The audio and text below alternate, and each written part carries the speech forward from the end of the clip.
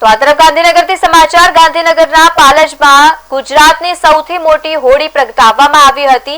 હોળિકા જે દરમિયાન પ્રગટાવવામાં આવી મોટી સંખ્યામાં લોકો ઉપસ્થિત રહ્યા, જેમાં 35 ફૂટ ઊંચી હોળિકા દહન કરવામાં આવી।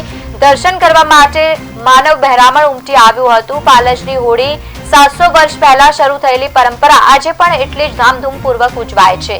મહાકાળી માતાજીનું વર્ષો જૂનું પૌરાણિક મંદિર આવેલું છે અને મંદિરની સામેના મેદાનમાં જ આ હોળી પ્રગટાવવામાં આવે છે। હોળી પ્રગટાવ્યા બાદ પાલજના લોકો હોળીની જ્વાળાઓ પરથી આવનાર વર્ષો વર્તાર અને સાથે જ તેનો વર્તારો નક્કી કરે છે। આ ઉપરાંત હોળીના દિવસે પાલજમાં ઘેર ઘેર લાડવા બનાવવાનો પણ રિવાજ આવેલો છે, જેમાં ગામની સંસ્કૃતિ અને પરંપરા જીવંત રાખવામાં આવે છે। પાલજની હોળી અંગારા ઉપર ચાલીને ભક્તો દ્વારા પોતાની માનતા અને આસ્થા પણ પૂરી કરવામાં આવે છે।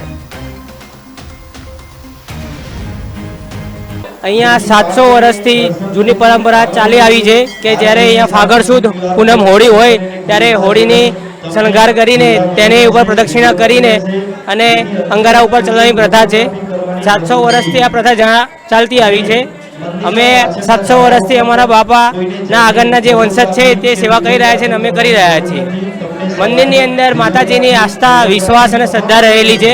અહીંયાથી 12 ગામના માણસો અને ગામના બધા વિશ્વાસ રાખીને પોતાની મનોકામના પૂરી કરે છે।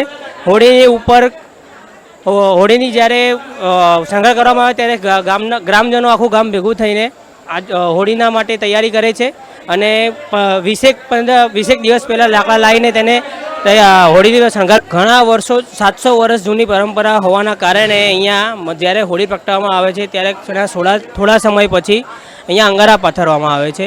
એ અંગારા ઉપર લોકો ચાલે છે। એ સૌપ્રથમ મંદિરના પૂજારી અનિરુદ્ધભાઈ સાધુ ચાલે છે, ત્યારબાદ ગ્રામજનો ચાલે છે।